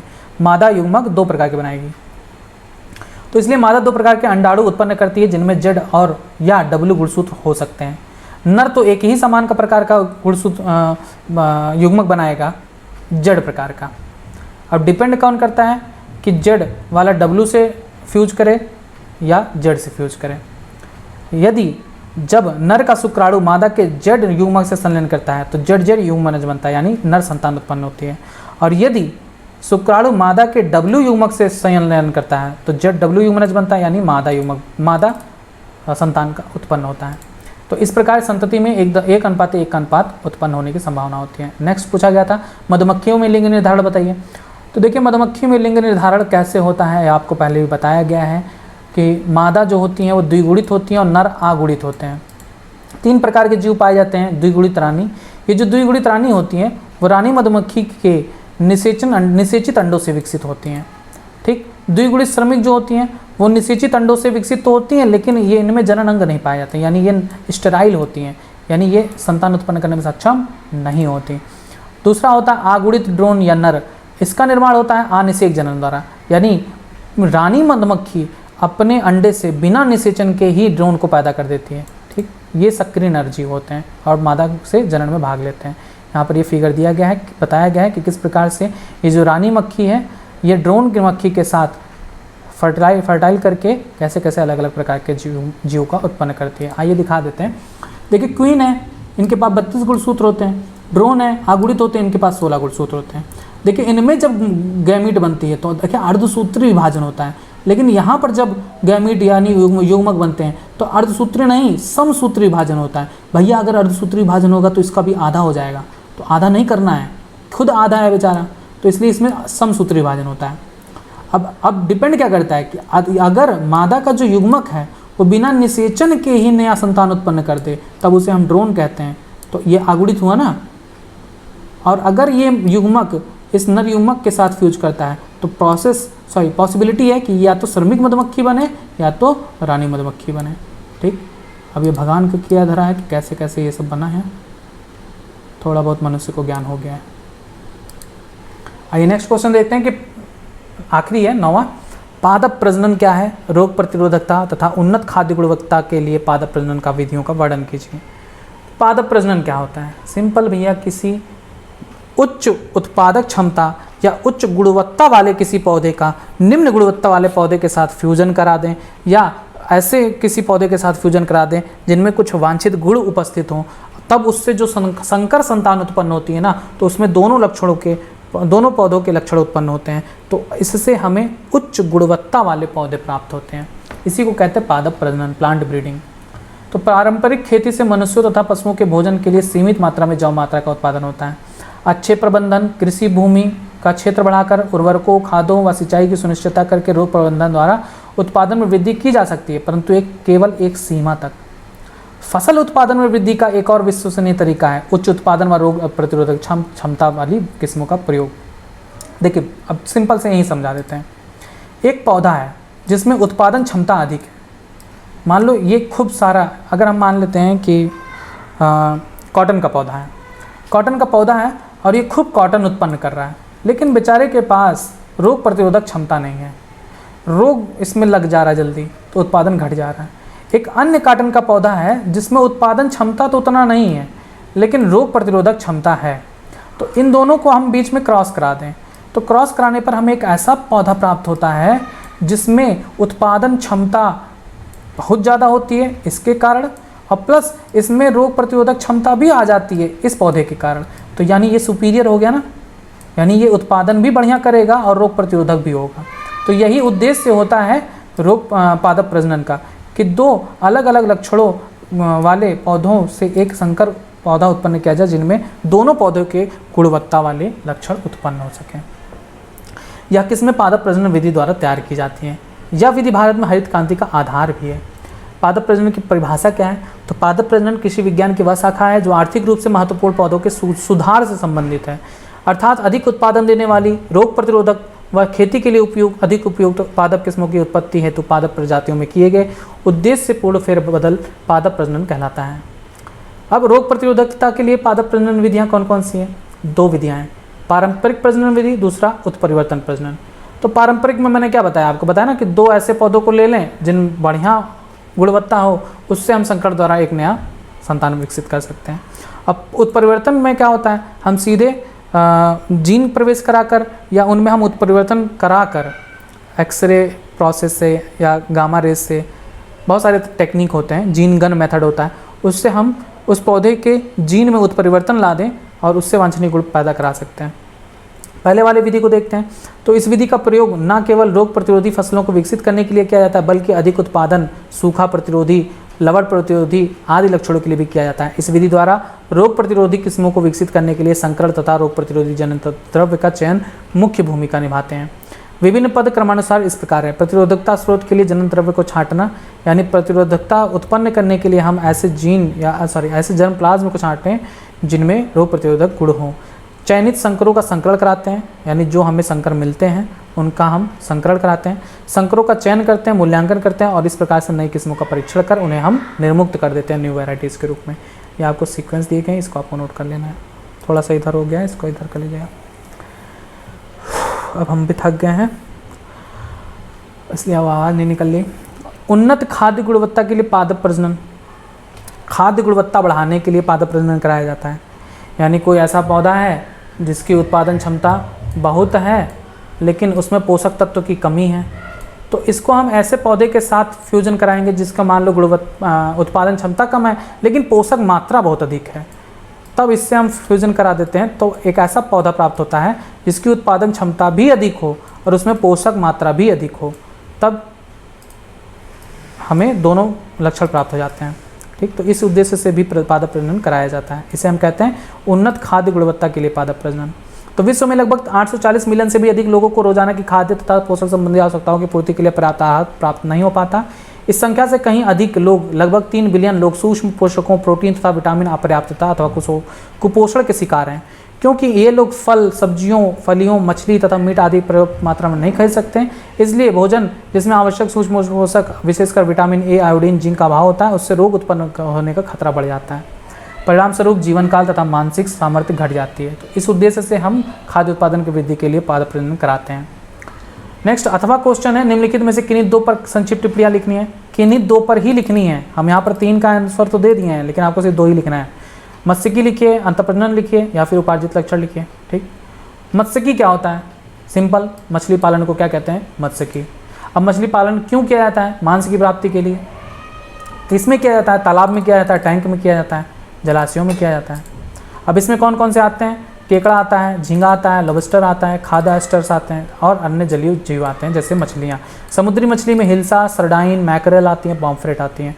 और सामान्य जो आलवड़ी जल में पाई जाने वाली मछलियाँ कतला, रोहू और कॉमन कार्प होती हैं। ठीक, पढ़ लीजिएगा। नेक्स्ट आता है अंतःप्रजनन क्या होता है। तो मैंने अभी आपको बताया था कि नस्ल क्या होता है। तो नस्ल सामान्य रूप से दिखने वाले 2 अलग अलग जाति के जो जीव होते हैं उन्हें आपस में हम नस्ल कहते हैं। और बहुत अधिक निकट वाले नस्लों के बीच जब हम संगम कराते हैं, मेटिंग कराते हैं, तो इसे हम अंतःप्रजनन कहते हैं। यानी एक ही नस्ल के अधिक निकटतम व्यष्टि के मध्य 4 से 6 पीढ़ी तक संगम को अंतःप्रजनन तथा संतानों को अंतःप्रजाति समष्टि कहते हैं। अंतःप्रजनन में आवश्यक है कि नर और मादा अलग अलग आबादी से होने चाहिए। अंतःप्रजनन की कार्यनीति निम्न प्रकार से होती है। संगम के लिए नर और मादा का चयन किया जाता है और फिर उत्तम किस्म के नस्ल का निर्धारण किया जाता है। यानी संगम के लिए नर और मादा का चयन, सर्वश्रेष्ठ मादा और सर्वश्रेष्ठ नर चाहिए, इन दोनों के बीच मध्य हम संकर कराते हैं और फिर उत्तम किस्म का निर्धारण किया जाता है। संतति परीक्षण क्या आता है।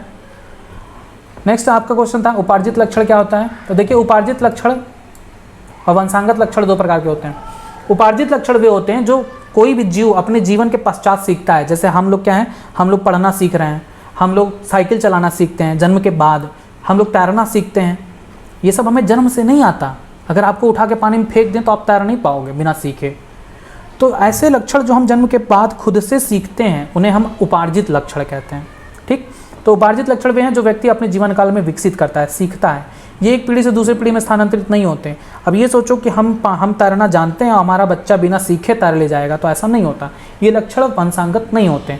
हम अगर खूब बॉडी बिल्डिंग करके हम अपना शरीर बना लिए हैं, मांसपेशियाँ बढ़ा लिए हैं और हम एकदम गैंडे की तरह दिख रहे हैं, तो ऐसा नहीं है कि हमारी जो संतान उत्पन्न हो रही है वो भी गैंडे के समान है, मतलब बॉडी बिल्डर के समान दिखेगी, ऐसा नहीं होता। ठीक है, बस ये था आपका आखिरी क्वेश्चन तक ख़त्म। उम्मीद करता हूँ कि आप सभी इसको समझे होंगे अच्छे तरीके से। इस सेट को भी आप लोग तैयार कर लीजिएगा, बहुत हेल्प करेगा। 70 में से आप 50 से ऊपर नंबर लेकर आओगे। सेट 2 तक अगर आपने ईमानदारी से पढ़ लिया है तो ठीक। बाकी आप इसको अपने दोस्तों में शेयर करिए, ज़्यादा से ज़्यादा इस वीडियो को शेयर करिए। PDF लिंक जो डाउनलोड करने का लिंक दिया गया उसको भी ज़्यादा से ज़्यादा बच्चों तक शेयर करिए, जिससे सभी को लाभ हो सके। ठीक, उम्मीद है कि आप लोगों का 4 तारीख को एग्ज़ाम अच्छा जाएगा। हम जल्दी ज़्यादा से ज़्यादा कोशिश करेंगे, ज़्यादा से ज़्यादा सेटों को प्रोवाइड कराऊँ आपको PDF लिंक देकर। आप लोग कम्युनिटी पर जुड़े रहिएगा यूट्यूब पर, और मैं जल्द ही आप लोग को सारे सेट का PDF प्रोवाइड कराने की कोशिश करूँगा। ठीक है, जुड़े रहें बायोलॉजी निधि चैनल के साथ। धन्यवाद।